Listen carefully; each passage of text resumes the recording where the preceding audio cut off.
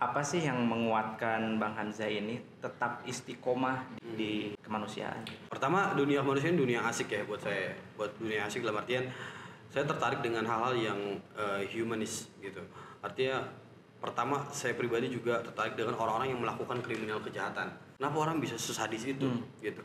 Sehingga dari POV itu yang saya tolong mereka-mereka yang menjadi korban. Artinya di dunia ini kan ada jahat dan ada baik ya. Ketika mereka sudah mendapatkan kejahatan, siapa yang pengen menjadi orang yang sisi baiknya itu gitu.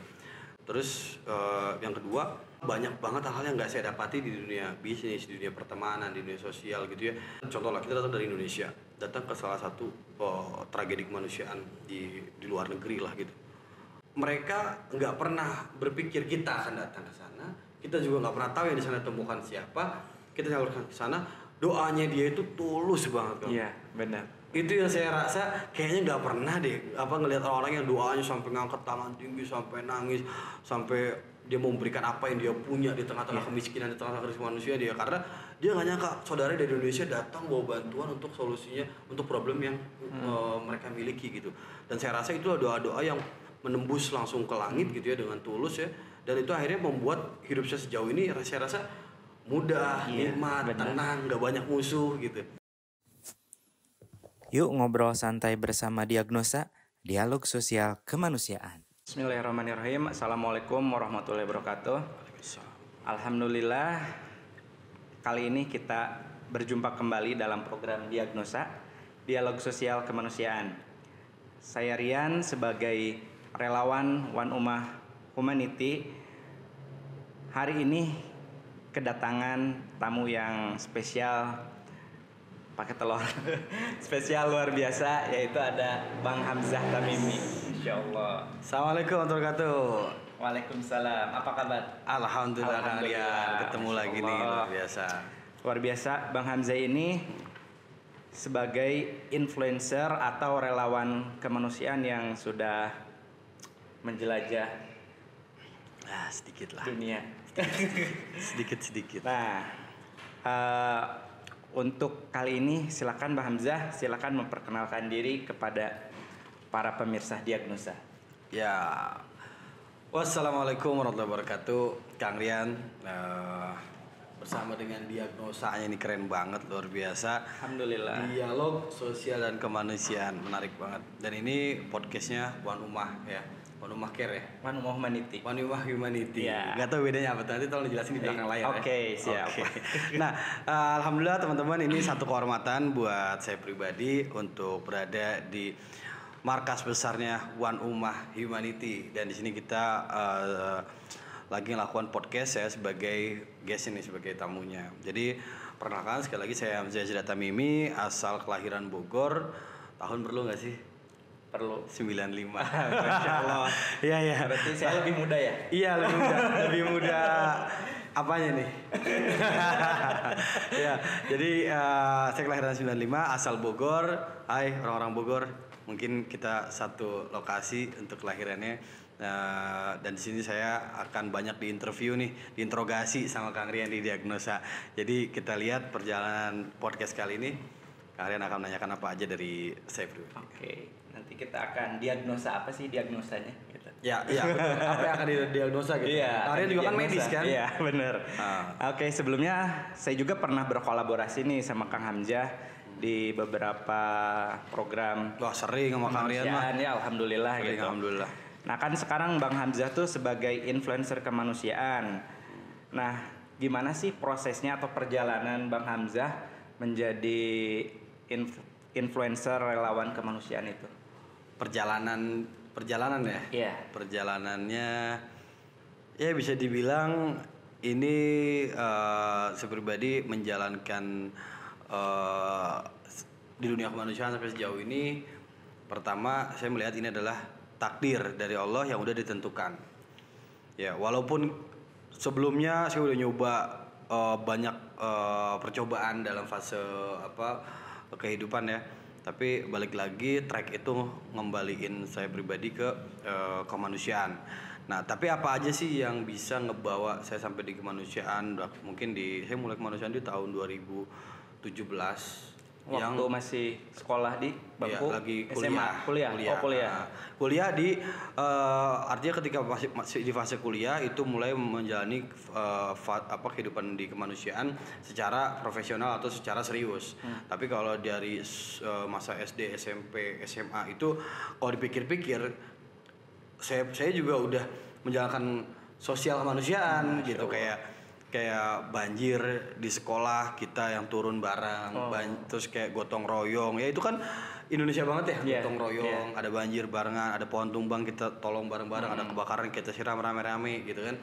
Itu kalau pikir-pikir dulu juga saya sering ngelakuin itu gitu. Nah makin kesini mungkin Allah kasih kesempatan buat di dunia kemanusiaan dari mulai dalam negeri dan juga beberapa negara yang udah saya visit gitu. Masya Allah, alhamdulillah. Berarti sejak kecil tuh udah mulai udah terpupuk gitu ya si rasa kemanusiaan atau aware terhadap lingkungan dan kemanusiaan itu.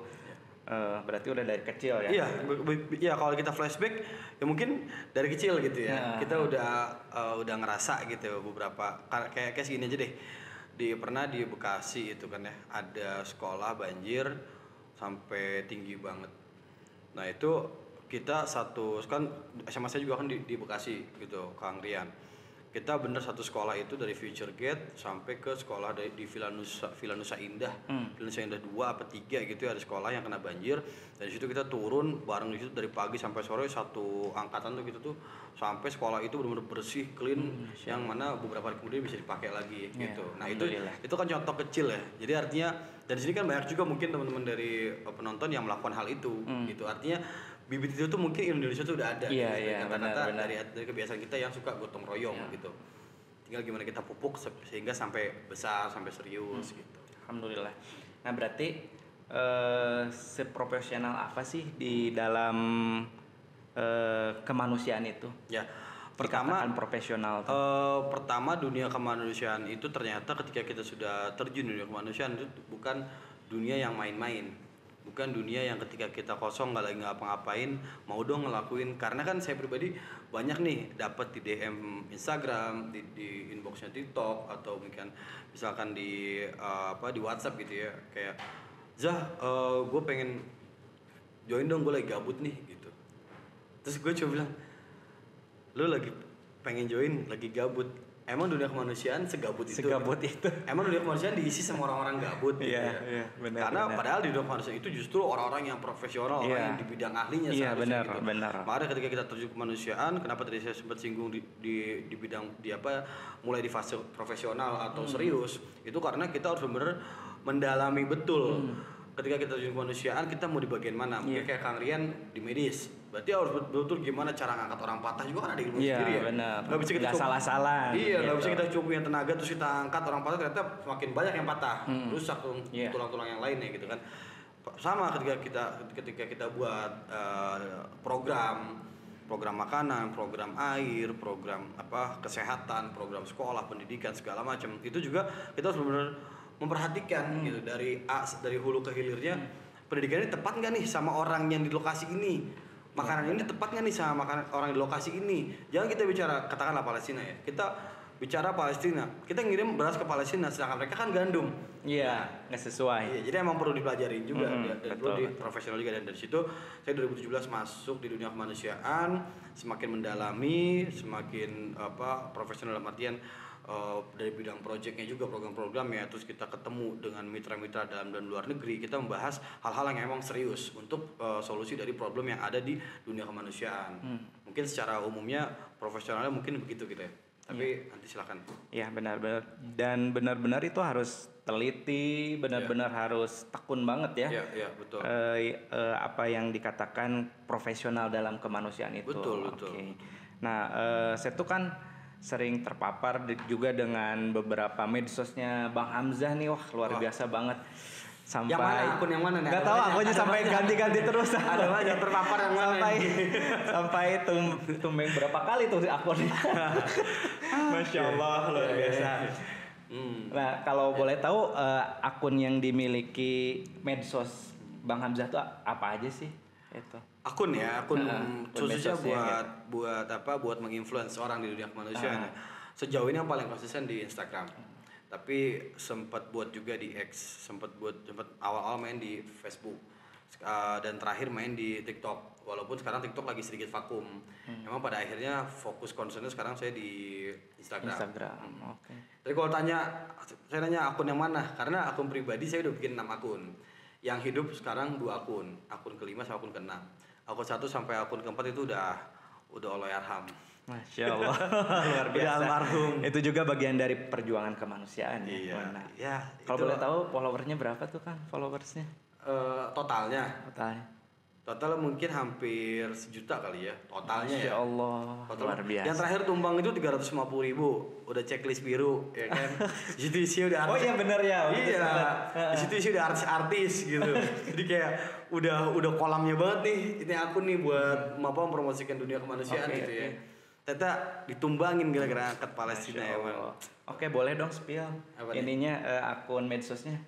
Akun medsosnya yang sekarang ya. Iya. Hamza.tamimi terakhirnya pakai Y dan underscore, itu yang keempat. Oke. Itu tadi akun bisnis tuh bang. Saya korbanin juga buat kemanusiaan tuh. Masya Allah. Ini contoh produk bisnisnya, kaosnya. Oke. Tapi brandnya udah raib juga. Oh sama. Iya. Brandnya juga. Ya kan akunnya diganti. Oh iya, jadi benar. Capek juga kalau bikin brand dari awal kan. Oke. Kita Masya Allah, luar biasa. dari awal. Nah, terus akun yang ke-6 saya bikin emang akun itu khusus buat sosial eksperimen. Namanya Hamza Yazid. Itu masih pindah kolam lah karena akun yang kelima ini udah mau tumbang juga. Oke. Nah, berarti Bang Hamza ini udah luar biasa banget nih dari 2017 sampai sekarang terus konsisten istiqomah di dunia kemanusiaan. Nah, sejauh ini proyek kemanusiaan ya apa saja yang udah Bang Hamzah capai atau yang terrealisasi, mau baik di dalam negeri maupun di luar negeri untuk proyek kemanusiaan itu? Sebenarnya kalau proyek kemanusiaan itu saya banyak banget buat ya Kang, karena saya tuh bisa dibilang bukan orang akademis tapi orang yang kreatif gitu. Jadi ketika mungkin orang bisnis melihat market Indonesia itu melihat kayaknya market Indonesia bisa dibuat project, bisa buat bisnis A, B, C sampai sekian bisnis. Nah, di sini saya ngelihat ketika udah mendedikasikan waktu di kemanusiaan, maka yang bisa kita lakukan adalah apa? Mengkreasikan problem-problem yang ada di krisis kemanusiaan. Nah, dari situlah saya membuat proyek-proyek yang mungkin nggak orang pikirin ya, kayak misalkan sampai yang paling uniknya itu bukan paling unik, mungkin salah satu uniknya yaitu alas kaki untuk anak pesisir. Gitu karena di dalam negeri itu. Dalam negeri. Waktu itu di Gorontalo. Terus untuk dan proyek itu sampai saya bawa ke kamp pengungsian Suriah waktu itu. Jadi ada anak kecil berdua, yang satu lagi nangis karena sama kakaknya dipukul karena ngerebut sendalnya. Terus dia nangis terus dia nyamperin ke orang tuanya dia pengen sendal gitu. Dari situ saya benar-benar kayak spontan aja nge-shoot tuh memori itu ya, nge-shoot tragedi itu. Saya shoot terus saya publish di sosial media dan ternyata dari situ yang nggak dipikir sama orang mungkin ya dan spontan, ternyata dari situ menghasilkan mungkin sekitar 300 sepatu waktu itu buat anak-anak pengungsi Suriah gitu dalam waktu mungkin cuma sekitar 4-5 hari gitu. Nah itu saya pengen ngasih tahu nih ke teman-teman kalau kita tuh di dunia kemanusiaan kita jangan cuman kayak ada problem, oke, kita datang kita bantuin. Tapi misalnya kita banjir gitu ya, atau gempa bumi, kita bawa 5 project. Padahal ketika kita di lokasi kita bisa menjadikan itu ketika di lokasi itu kita bisa pengembangan jadi 20 atau 25 project gitu. Tadi ketika semakin kita kreasi, semakin banyak problem yang diselesaikan di. Nah mungkin ini yang dikatakan sebagai profesionalitas tuh itu ya. Karena melihat kejadian sekecil itu tuh bisa terpikirkan gitu, bisa sesensitif itu gitu. Bahkan ya mungkin rata-rata orang-orang yang terjun di kemanusiaan atau yang menyalurkan bantuan kemanusiaan ya sekedar cuma menyalurkan doang gitu, enggak ngelihat gitu ada kejadian itu tuh bisa sekecil itu tuh bisa dijadikan juga pengembangan project gitu dan jadi ladang pahala juga berarti. Ya itu benar dikatakan profesional tuh sampai sensitif itu. Masya Allah luar biasa ya. Nah terus Kang Hamzah tuh sering mondar-mandir nih di jadi guest star juga dengan brand-brand dan artis-artis di Indonesia. Nah itu gimana sih cara biar mereka tuh tertarik gitu bahwa bisa masuk ke dunia kemanusiaan? Sebenarnya mungkin itu berkah ya dari Allah ketika kita nolong orang. Maka Allah mudahkan niat kita untuk nolong orang. Ya salah satu dipertemukan dengan orang-orang penting, para pejabat, artis-artis dan juga mungkin para pebisnis itu salah satu berkah yang saya lihat gitu ya. Tapi apa sih yang bisa mencapai ke tahap itu atau ke fase bisa ngeling sama mereka gitu ya. Pertama kita gini, yang pertama saya lakukan adalah ketika di lapangan totalitas. Nah, saat ini kan kita bisa dibilang hidup di fase sosial media ya. Sosial media itu udah bisa dibilang setengah dari kesuksesan ketika kita bisa nguasain media gitu. Nah, di sisi lain orang Indonesia itu baik-baik. Orang Indonesia itu baik-baik banget. Banyak banget orang baik, orang kaya baik itu banyak banget gitu. Nah, artinya apa? Ketika kita udah di lapangan, kita manfaatin sosial media di eranya kita ini gitu. Nah, gimana cara kita meng-create media sehingga media itu bisa diterima atau bisa di-share sama orang, bisa di-download, artinya shareable lah, artinya virality-nya tinggi, bisa FYP lah kalau bahasa TikToknya gitu ya. Kita pelajari juga bikin konten yang menarik, bikin konten yang informatif gitu. Nah, sampai ketika viral, kalau udah viral itu kan sesuatu kalau viral itu nggak bisa dibendung kan, sampai semua orang tahu. Nah, ketika udah semua orang tahu, maka orang-orang baik tadi ini nih, orang-orang baik di Indonesia yang nggak terlihat atau yang sama ini nggak ke-expose, mereka tuh klik gitu secara spontan gitu, secara spontan tuh ada yang klik, ada yang misalkan disodorin sama keluarganya, ini bagus nih, project ini nih di sini nih, oh ya aku mau dong transfer sekian ratus juta, diem merem nggak ada keluar atau misalkan dia juga berbicara untuk menginfluence teman-teman pebisnis sekitar lainnya, artis-artis lainnya, teman-temannya juga itu juga salah satu efek dari ketika kita memanfaatkan sosial media di dunia kemanusiaan, sehingga kita bisa bertemu dengan orang-orang besar, orang manfaat gitu. Akhirnya bermanfaatnya lebih banyak gitu. Ketika kita misalkan diangkat sama orang misalkan kayak saya yang ya bukan artis, bukan seleb, bukan pebisnis gitu ya, mungkin angkat sama saya sama 20 orang atau 200 orang kayak saya gitu ya, mungkin kebermanfaatannya cuman di angka 5. Tapi ketika diangkat sama satu seleb yang dia luar biasa gitu ya, manfaatannya bisa jadi 1000 gitu. Yang tadi saya misalkan 5 banding 1000, artinya besar banget impactnya gitu. Iya benar. Gitu. Nah, yang penting sih saya kasih lagi informasi ya Kang Rian ya, buat teman-teman yang bergerak di bidang sosial manusia yang bisa sampai masuk ke ranahnya mereka itu ya, kita lebih ke fleksibel, jangan terlalu kaku, jangan terlalu mengelompok-kelompokkan. Oke, gue kelompok sini, gue nggak mau kerjasama sama kelompok A, B, C. Kita bawa kemanusiaan nih. Gitu. Kemanusiaan nggak berdasarkan apa dong, nggak ngelihat apa-apa. berdasarkan manusia, gitu. Manusia mau dibantu, udah kita bantu. Gitu. Oke, berarti itu ada bagian dari personal branding juga ya dari Bang Hamzah. Harus. Terus seberapa penting sih personal branding untuk misi kemanusiaan?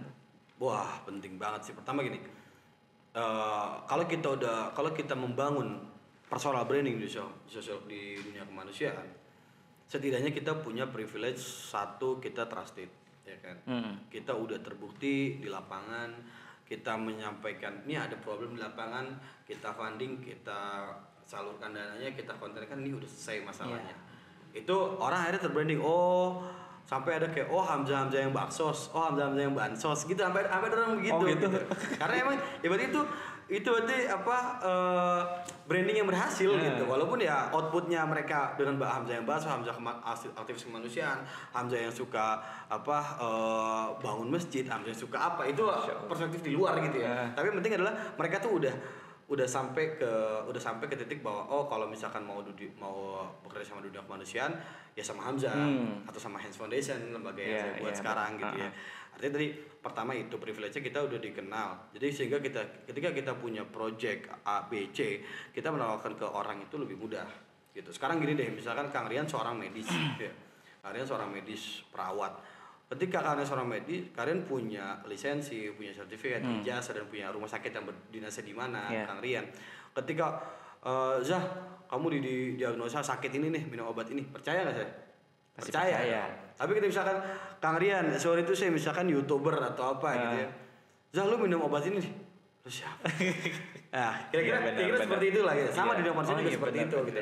Dan privilege ya kita lebih pada akhirnya kita bisa bertukar value sama orang-orang yang berbeda value dengan kita. Katakanlah misalkan pebisnis, dia punya angka triliunan. Saya mana belum pernah punya gitu ya. MM-an juga mungkin masih jauh gitu ya. Tapi orang pebisnis itu dia punya dana-dana yang perlu disedekahkan dari kantong-kantongnya dia gitu. Sehingga dia mencari orang juga yang trusted, transparan, cepat dan amanah gitu ya. Nah kita punya value itu, maka kita bisa satu tongkrongan sama mereka gitu. Karena kalau saya ngejar mereka dari dunia bisnis juga, mungkin gapnya jauh banget dan mereka kayak oh ini Hamzah baru dunia bisnis, sorry ya nggak masuk ke kalangan gua. Misalkan katakan seperti itu ya. Tapi kalau kita tukar value ya tadi seperti itu. Jadi akhirnya kita bisa satu tongkrongan sama mereka, bahasan beda dan tujuannya untuk kebaikan. Masya Allah. Jadi lebih luas gitu ya, kebermanfaatannya. Nah. Terus tadi kan Bang Hamzah tuh udah kayaknya keluar negeri tuh udah kayak ke kamar mandi gitu. Keluar masuk gitu kamar mandi, keluar mandi. Keluar masuk gitu. Gampang banget gitu. Nah ini ekstrim sih biasanya orang bilang Hamzah kalau keluar negeri itu udah kayak Bandung Jakarta gitu ya. Masih oke lah. Ini kamar mandi dong. Asli gitu. bener. Ini ekstrim banget. Kayaknya kemarin tuh baru lihat masih di Bandung gitu, masih podcast di mana, masih cerita-cerita atau di Jakarta paling jauh. Ini udah nyampe Uganda, udah nyampe ke Suriah, nyampe kemana lagi? Astagfirullah. Kayaknya baru hitungan hari kayaknya mungkin baru sehari udah di sana lagi gitu. Itu gimana sih dapat relasi atau network bisa keluar ya ke luar negara tuh? Luar negeri itu. Emang itu kadang tuh saya gini, saya ngerasa udah sering ngepost di Instagram lagi di Bandung, lagi di Jakarta, lagi main futsal, lagi ngopi di salah satu kafe di Bandung, tapi ketika chat, "Bro, ketemu yuk." "Lu di Indo?" Jawabnya gitu temen tuh. Kayak, "Ya lu kemana aja masa di luar negeri terus gitu kan, kapan ngurusin rumah tangga, kapan ngurusin bisnis, kapan ngurusin yang lain kalau di luar negeri terus." Ya itulah artinya itu tadi salah satu branding yang berhasil buat publik bahwa saya ini sosial kemanusiaan yang udah bisa dibilang ya internasional juga gitu ya, karena project saya juga di luar negeri gitu. Nah tadi kalau pertanyaannya gimana bisa begitu, ya balik ke itu adalah karunia berkah ya dari Allah ya. Terus yang kedua adalah kita memposisikan mau project kita sejauh mana gitu. Mau project kita apakah kita project sedekah Jumat, berarti sekedar di Indonesia cukup. Mau project bersih-bersih masjid, di Indonesia banyak masjid yang bisa dibereskan gitu kan.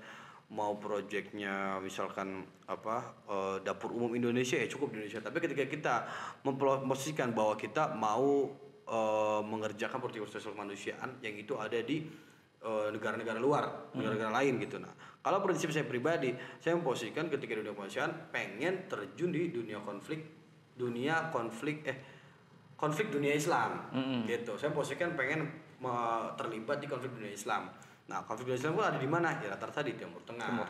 Pun di negara-negara Eropa atau negara-negara Afrika, negara Asia yang Islam menjadi minoritas. Maka di situ akan ada jadi krisis kemanusiaan. Ya entah dari segi kemiskinan, kelaparan, kesehatan, fasilitas dan juga pendidikan, itu pasti ada deh gitu kalau udah Muslim menjadi minoritas di satu negara. Atau ketika di dunia Islam sendiri di Timur Tengah konfliknya lebih ngeri lagi gitu kan. Di Suriah wah udah di situ ada teroris ISIS gitu kan. Ada orang-orang yang Syiah gitu yang dimana kita harus terlibat untuk mau nolong mereka yang menjadi korban. Nggak tahu nanti kata-kata tadi disensor apa enggak, itu silakan aja dari Wanduma gitu ya. Nah jadi posisi saya tuh kan pengen terlibat di konflik dunia Islam. Maka di situ ketika kita semakin serius mendalami ya berarti kita akan semakin mencari jalur ke sana. Ketika kita udah funding nih, prinsip saya ketika udah funding nyalurinnya masa dititip ke orang, kan bisa berangkat cari jalur konteks siapa, relasi temen atau cari dari Google, kolaborasi, telepon sampai akhirnya nemu kliknya, ya udah tinggal berangkat beli tiket gitu kan. Sampai sana, ketika sampai sana nggak mungkin proyek itu beres satu, nggak mungkin cuma sekali trip doang. Mereka akan menawarkan proyeknya, ada proyek ini perlu dibantu juga, oke kita funding, punya utang lagi kan, punya utang amanah kan. menyalurkan berangkat lagi. Semakin sana ketemu sama orang dari negara lain di negara tersebut, maka mereka kemanusiaan. Ya seperti itulah. Jadi ketika kita katakanlah misalkan kita di satu negara, kita bawa misi bisnis, maka di situ ada gathering para pebisnis. Mereka dari berbagai negara, maka kita akan ngeling dan akan menemukan sinergi yang cocok. Nah, ketika sinergi cocok berarti akhirnya kita pergi ke negara-negara tersebut gitu sih. Makanya akhirnya demand proyek-proyek di luar itu semakin besar ketika kita semakin banyak bertemu orang untuk membahas krisis-krisis kemanusiaan. Semakin luas gitu ya berarti. Gitu, Oke, nah selama proyek luar negeri nih, pengalaman yang paling berkesan tuh misi ke negara mana sih? Berkesan dari segi apa dulu nih? Ada banyak. Dari segi kebersihan, dari segi konflik, dari segi kemiskinan. Ini aja di luar ekspektasi Bang Hamzah nih yang biasa kerjakan di dunia kemanusiaan tuh. Biasanya benar-benar yang di luar ekspektasi gitu. Kasih beberapa pengalaman yang cukup berkesan ya. Pertama dari segi kebersihan. Tahu dari segi kebersihan itu yang paling bikin saya saya orang itu kalau udah dari lokasi being lokal, jadi mau jadi orang lokal aja, dari makanan, dari transportasi, terus dari segala macam lah pengen jadi orang lokal. Nah, yang cukup saya untuk susah menjadi orang lokal tuh ketika saya mencoba proyek-proyek di Bangladesh. Itu di camp pengungsian Rohingya yang ada di Bangladesh. Oh iya. Ya. Itu mereka kita lihat lah pasti lah perindapan. Ya kan? Nah, itu jujur itu yang paling kita berpikir dua kali untuk makan enggak, minum enggak. Tapi karena prinsip pengen being lokal, cobain aja dan selama enggak mati juga kok gitu kan. Jadi ya gitu lah, itu dari segi kebersihannya. Kalau dari segi hal-hal yang paling bikin malu gitu ya, nggak pernah dipermalukan seperti itu di depan umum itu pas lagi trip sama TV dalam negeri. Waktu itu kita lagi mau shoot sama Khazanah. Nah, kita ke 3 negara waktu itu, ke Suriah, Lebanon, Jordan. Nah, itu transit dari Indonesia ke Sri Lanka. Di Sri Lanka tuh benar-benar itu saya dipermalukan, Kang. Benar-benar dimasukin ke ruangan, di situ ada sekitar 18 polisi gitu, badan gede-gede, digeledah segala macam. Di situ kita bawa uang juga kan, walaupun masih di bawah standar batas maksimal orang berpergian gitu ya. Di situ kita benar-benar, mereka kan bingung nih masalahnya visanya 3 negara dan negara konflik semua gitu. Akhirnya ngegeledah, pertama geledah baju suruh dibuka, habis itu koper suruh dibuka semua, sampai ada barang-barang yang masih baru tuh, masih plastikan, masih segel, suruh dibuka gitu ya. Dibuka, coba ini kayak baju, celana, terus kaos kaki bisa dibuka semua, takut ada hal-hal yang aneh-aneh lah gitu. Sampai akhirnya yang paling saya kaget tuh suruh buka celana. Suruh buka celana. Wah, serius. Saya pakai boxer kan. Suruh buka boxernya. Tinggal pakaian dalam doang. Untung pakaian dalam tuh. Untung pakai pakaian dalam. Habis itu bukan sampai di situ, Kang. Dia ngambil penggaris, saya diginiin nih, tok itu saya gila, emang saya bawa narkoba, bawa apa gitu kan ya. Mas saya itu ada 18 orang di situ, polisi di situ ada kalau nggak salah ada perempuan 2 atau 3 orang gitu. Ya itu mungkin yang bikin saya kayak gila, gue gak pernah diperlakukan sampai sejauh ini, dosa apa gitu kan gitu. Tapi ya itu satu, terus yang itu 2, terus yang ketiga ya dari segi konflik, pernah sampai masuk ke dalam tank di perbatasan Suriah Turki, dimasukin di situ dibentak gila orang perbatasan itu, TNI-nya militernya gede banget di dalam tank yang nggak pernah kita masuk ke dalamnya, di situ dibentak. Karena apa? Karena saya ketahuan videoin gitu. Karena kan ya kita surprise dong, orang dari Indo ngeliat gila tank gede banget, terus kayak gagah gitu kan, videoin lah iseng gitu. Habis itu mereka berhenti di depan, berhenti di depan saya, disuruh masuk, dibongkar HP-nya sama dia. Dia tahu lagi pakai iPhone kan ada recent delete-nya itu kan ya. Dia buka recent delete-nya. Gila.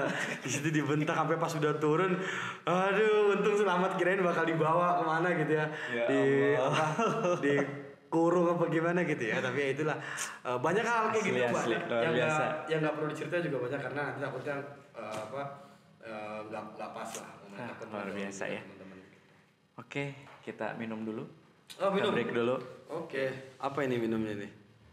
Ya. Nah, selama Bang Hamzah melakukan proyek atau misi kemanusiaan ke luar negeri, apa saja sih aturan yang berlaku atau do and don'ts ketika sedang menjalankan misi di luar negeri itu? Do and don'ts ya. Ya. Pertama kita memahami dulu bahwa setiap lokasi, setiap negara itu punya culture yang beda-beda ya.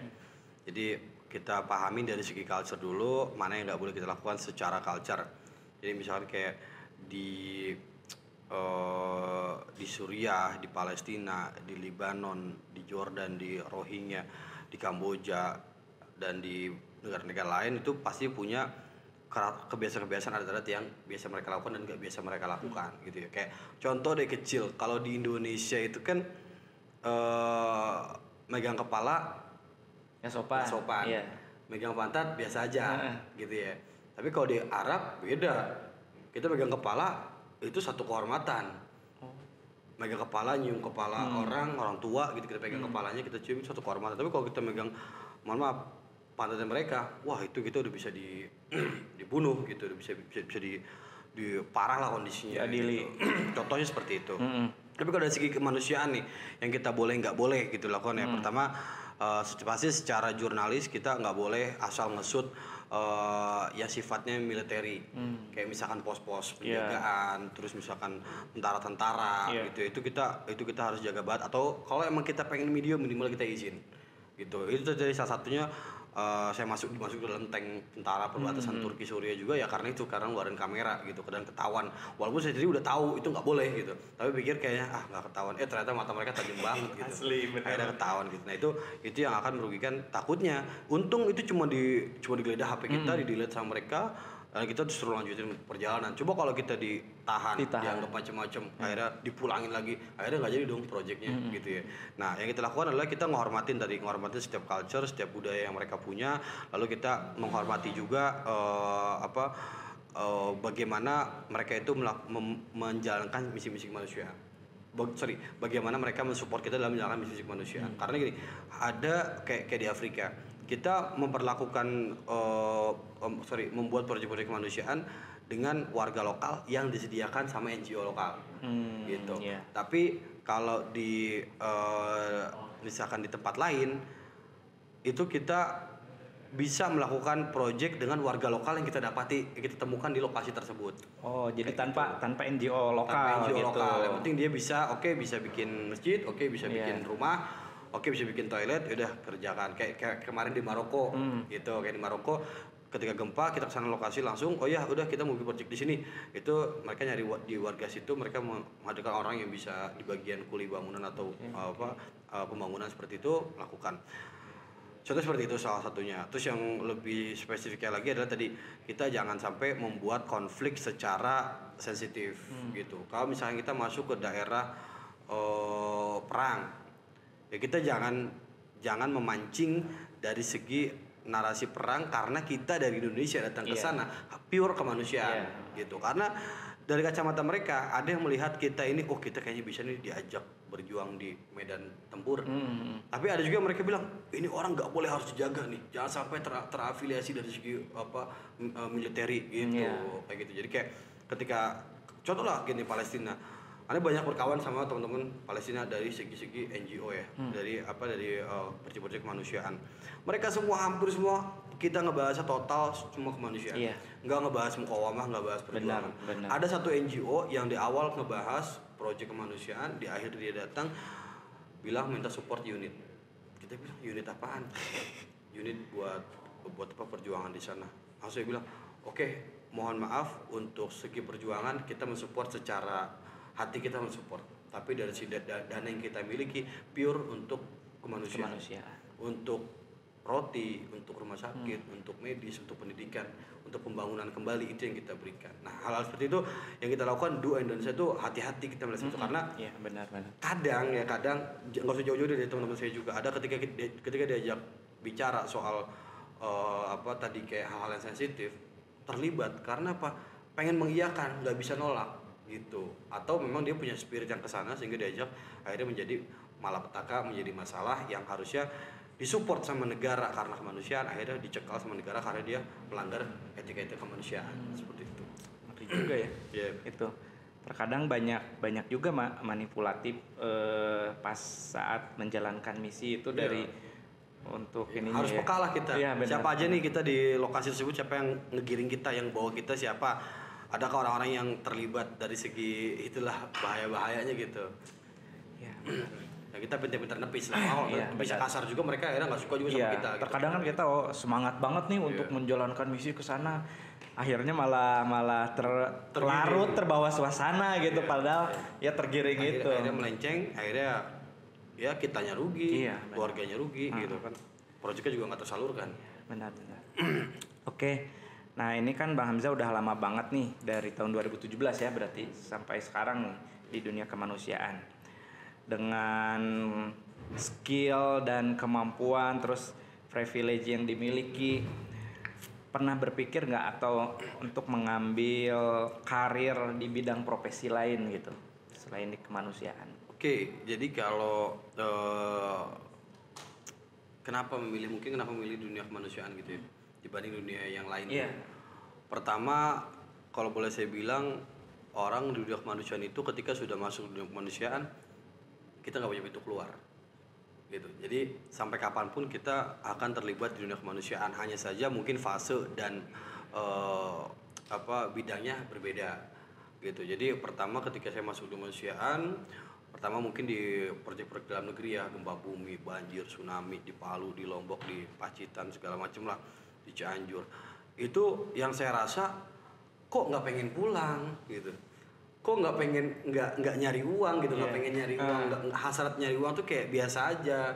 Terus kayak di lokasi tuh nggak pengen pulang, nggak pengen sesuatu yang normal lah, kita pengen balik lagi, enjoy gitu. Sebulan di situ, 2 bulan di situ kok enjoy gitu. Nah dari itu saya ngerasa kayaknya ini dunia passion saya gitu di 2017 itu, sampai akhirnya mencoba mendalami. Nah setelah mendalami berbenturanlah dengan kebutuhan rumah tangga, kebutuhan ekonomi segala macam ya. Dan kita di dunia kemanusiaan ini kan bisa dibilang kaya salah miskin salah gitu. Jadi dan saya memilih untuk mencoba mapan dan mencari ekonomi yang besar itu dari dunia bisnis gitu. Makanya di fase ini saya setelah di 2017 sampai 2024 ini saya coba mulai memilahkan atau membagi porsi kan. Jadi setelah membangun Hands Foundation ini saya sedang menggarap bisnis juga. Ada di bidang travel, ada di bidang fashion gitu ya. Itu tadi untuk apa? Bukan saya nggak tertarik di bidang lain, tapi saat itu saya sudah nyemplung duluan.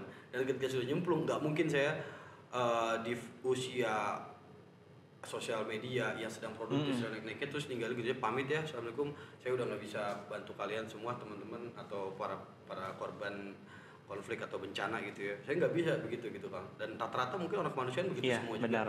Sampai akhirnya saya berpikir gimana caranya mengakselerasi proyek-proyek kemanusiaan yang saya buat. Dan di usia mau masuk ke 30 ini saya mencoba fokus untuk mencoba menggarap bisnis gitu. Jadi ya mudah-mudahan di fase yang akan datang bisnisnya oke, kemanusiaan tetap ada pada diri saya gitu. Amin. Saya bisa tetap jalan di dunia kemanusiaan. Nah terus apa sih yang menguatkan Bang Hamzah ini tetap istiqomah di kemanusiaan? Ya pertama dunia kemanusiaan dunia asik ya buat saya. Buat dunia asik dalam artian saya tertarik dengan hal-hal yang humanis gitu. Artinya pertama saya pribadi juga tertarik dengan orang-orang yang melakukan kriminal kejahatan. Saya tertarik, kenapa sih mereka orang-orang kok bisa sejahat itu gitu. Kenapa orang bisa sesadis itu gitu. Sehingga dari POV itu yang saya tolong mereka-mereka yang menjadi korban. Kita bicara di sini korban konflik, korban kekerasan, korban kriminal. Saya menolong mereka. Nah, artinya di dunia ini kan ada jahat dan ada baik ya. Ketika mereka sudah mendapatkan kejahatan, siapa yang pengen menjadi orang yang sisi baiknya itu gitu. Nah itu ya dengan apa? Dengan tadi proyek-proyek kemanusiaan, solusi-solusi untuk mereka-mereka yang menjadi korban krisis kemanusiaan. Pertama hal itu ya. Terus yang kedua, banyak banget hal-hal yang nggak saya dapati di dunia bisnis, di dunia pertemanan, di dunia sosial gitu ya. Kayak kita datang dari Indonesia, datang ke salah satu tragedi kemanusiaan di luar negeri lah gitu. Itu kita nyalurin nih katakanlah dana donasi, dana orang-orang gitu ya, orang baik gitu ya. Kita nyalurin. Itu mereka nggak pernah berpikir kita akan datang ke sana. Kita juga nggak pernah tahu yang di sana temukan siapa.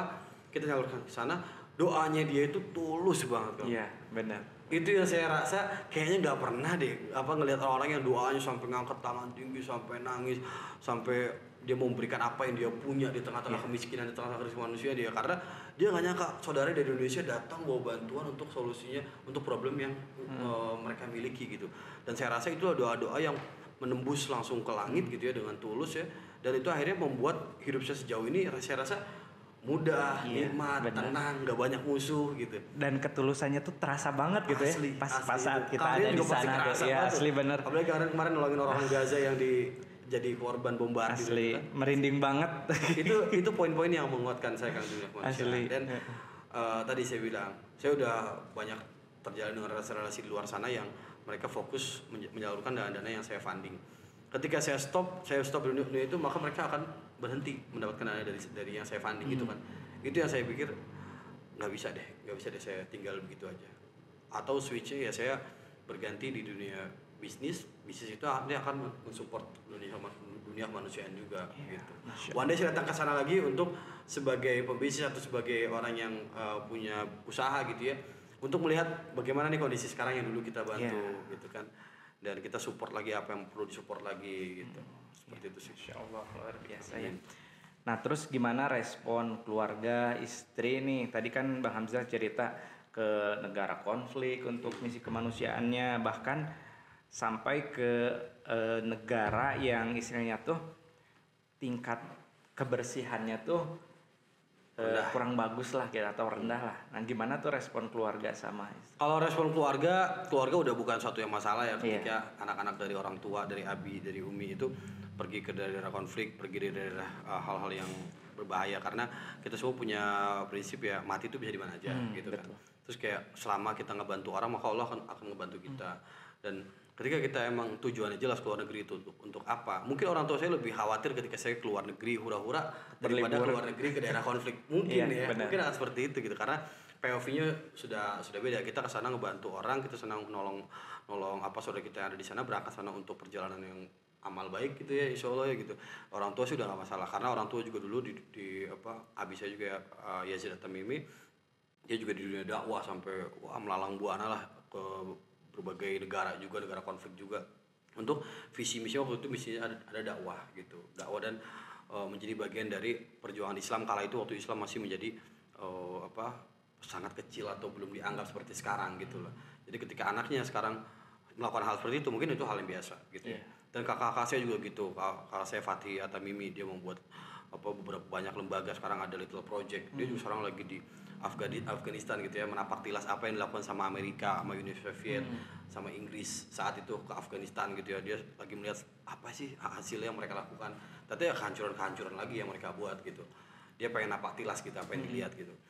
Itu jadi ketika saya melihat saya seperti ini ya udah biasa. Itu dari keluarga. Kalau dari istri udah tahu sebelum nikah, saya bilang mungkin dalam setahun itu ada 3-4 kali ke luar negeri untuk misi kemanusiaan, dan itu nggak bisa dipatokan cuman pengungsi ya, nggak boleh yang negara konflik ya, nggak boleh ini, nggak bisa gitu. Saya bilang saya menjadi sosok di situ, dan menjadi sosok ya harus terlibat jauh. Bahkan saya bilang ke dia, setelah menjadi implementer kemanusiaan ini, mungkin saya pengen jadi jurnalis di garda depan pertempuran gitu.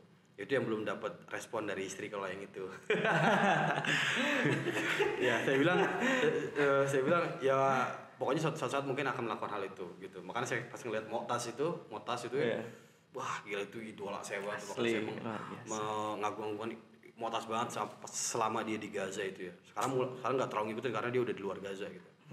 Gitu sih. Berarti keluarga dan istri lebih, ya maksudnya tuh udah tahu dan udah menerima, dan itu menjadi tenang juga kan buat kita melaksanakan misi-misi kemanusiaan. Ya saat sekarang ini mungkin istri udah lebih kepada udah terbiasa gitu ya.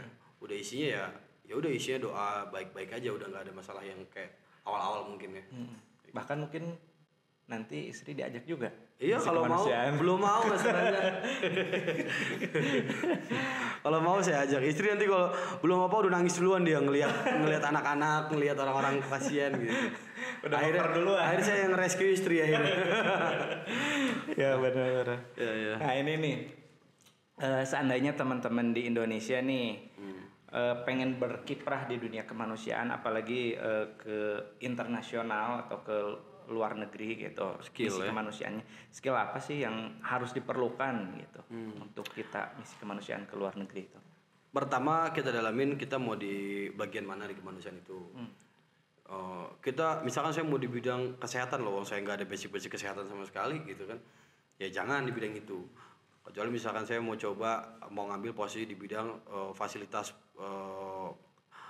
pembangunan ulang di dunia krisis kemanusiaan dari segi fasilitasnya atau dari pendidikannya, makanya kita dalamin dulu di dunia tersebut. Dunia pendidikan kita dalami, di dunia kemanusiaan di dunia kesehatan kita dalami, di dunia infrastruktur kita dalami, gizi kita dalami, sehingga ketika kita kesana membawa project atau kita mempromot project kita di sosial media, orang trusted. Pertama itu. Yang kedua interaksi. Kita kan udah jelas dari awal humanis gitu kan, project kita project humanis, maka humanis itu adalah interaksi satu sama lain. Ketika kita datang ke satu lokasi atau satu negara atau konflik, kita introvert, apa yang mau kita harapkan gitu dari informasi yang kita dapat dari sekitar. Kalau kita aja ngobrol nggak mau, terus kayak berbaur sama mereka nggak mau, even tidur di tenda sama mereka nggak mau gitu, apa yang mau kita lakukan? Maka kita di skill interaksi komunikasi itu harus kita dalamin. Terus yang ketiga adalah kita pahami bahwa negara kita Indonesia ini juga kita punya batasan-batasan. Mana negara yang boleh kita bantu, mana negara yang nggak boleh kita bantu gitu ya. Pasti terdalamnya tadi ada hal-hal yang membahayakan negara kita pribadi dan juga kitanya sendiri gitu. Itu juga harus kita lakukan. Jangan sampai kayak misalkan kita datang ke satu negara konflik, kita di sana membawa sisi sosial kemanusiaannya di daerah yang dimana kita kalau udah masuk situ kita nggak bisa keluar. Terlibat di situ atau tinggal di situ, ya itu akan menjadi bahaya buat kita pribadi dan negara kita juga Indonesia gitu. Itu. Terus ya skill selanjutnya kita manfaatin sosial media, kita manfaatin relasi-relasi yang kita punya gitu. Karena sosial media ini memberikan dampak yang luar biasa dari segi awareness, dari segi funding, dari segi mempengaruhi orang untuk bersatu visi misi sama kita. Itu sosial media luar biasa gitu. Ketika kita bisa main nggak sosial medianya gitu. Gitu sih. Insya Allah luar biasa ya. Berarti benar-benar harus fokus gitu ya. Kita punya skill apa sih gitu. Maksudnya tuh jangan ngawang. Iya, jangan ngawang terus udah masuk aja gitu. Karena nggak tahu punya apa gitu. Iya, karena banyak juga gini Kang dari ya mohon maaf ya, ada teman-teman saya juga yang mungkin mereka adalah YouTuber, mereka adalah influencer gitu ya. Mereka pengen Kang mau dong berangkat ke sana, pengen lihat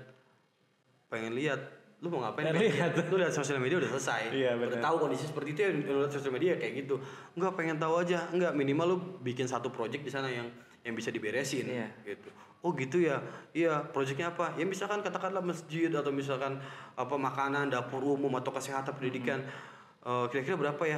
Minimal siapin deh project sekian, bawa uang sekian buat ketika kesana tuh nyata bikin project itu, bukan cuma konten, bukan cuma jadi kebutuhan medianya dia gitu. Nah iya benar. Hilang, mundur, nggak lanjut gitu. Yang kayak gitu juga ada beberapa gitu. Benar.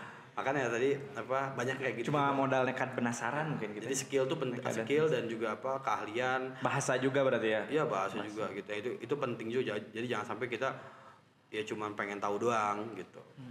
Real kita gitu. Oke, nggak kerasa nih kita udah 1,5 jam atau 1 jam ya? Nggak tahu. Sejam setengah kayaknya. Sejam setengah.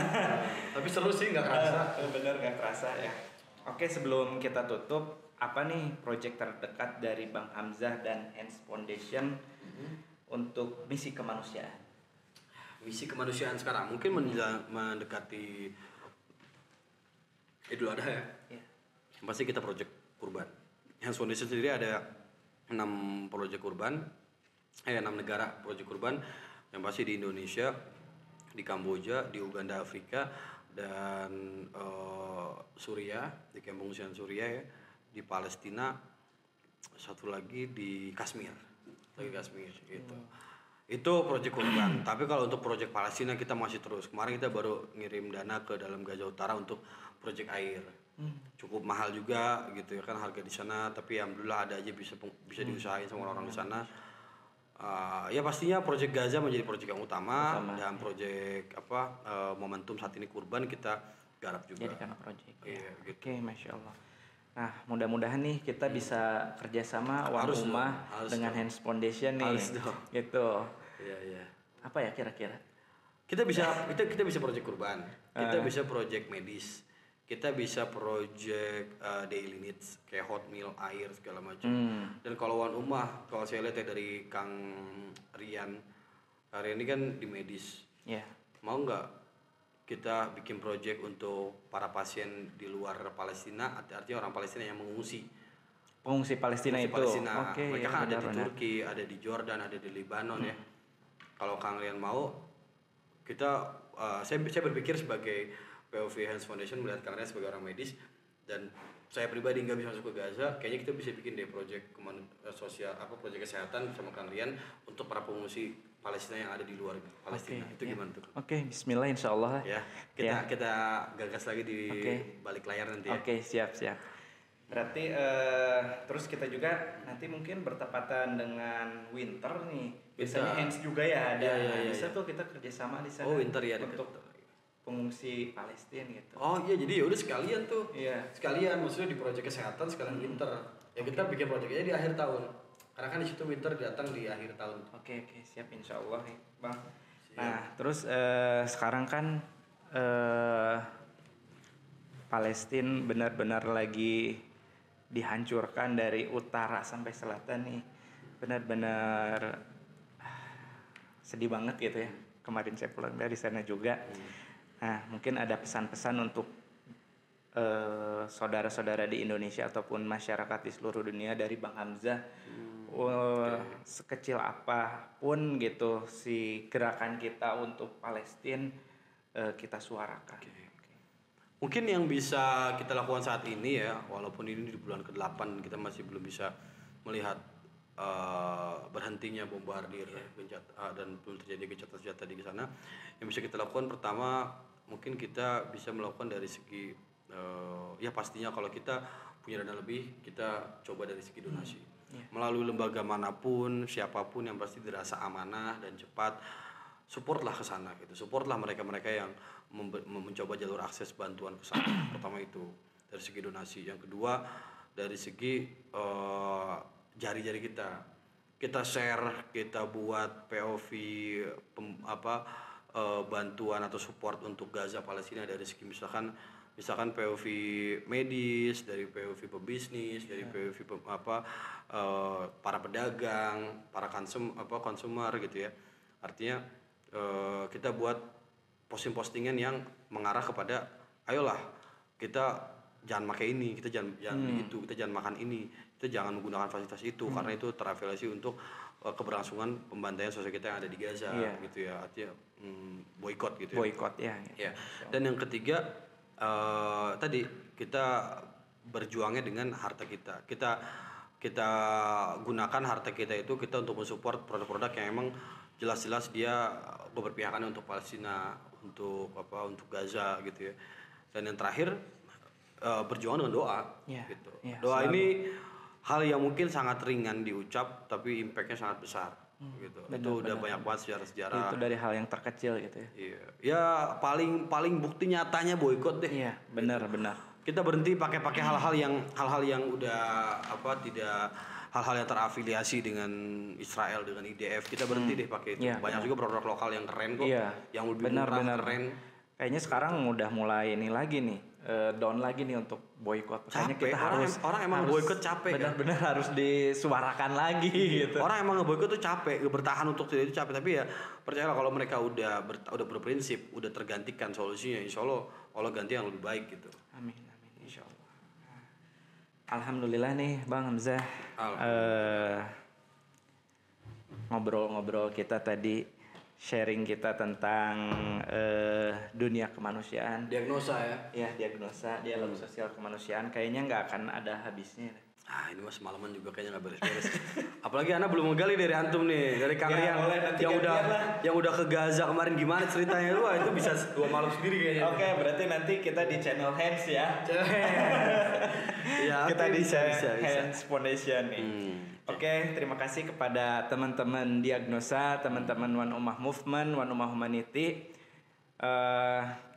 kita serukan lagi untuk perjuangan saudara-saudara kita di Palestina. Kita suarakan lagi lewat media sosial yang seperti Bang Hamzah tadi katakan. Mudah-mudahan semuanya berdampak dan membantu untuk saudara-saudara kita di sana. Oke. Amin. Terima kasih.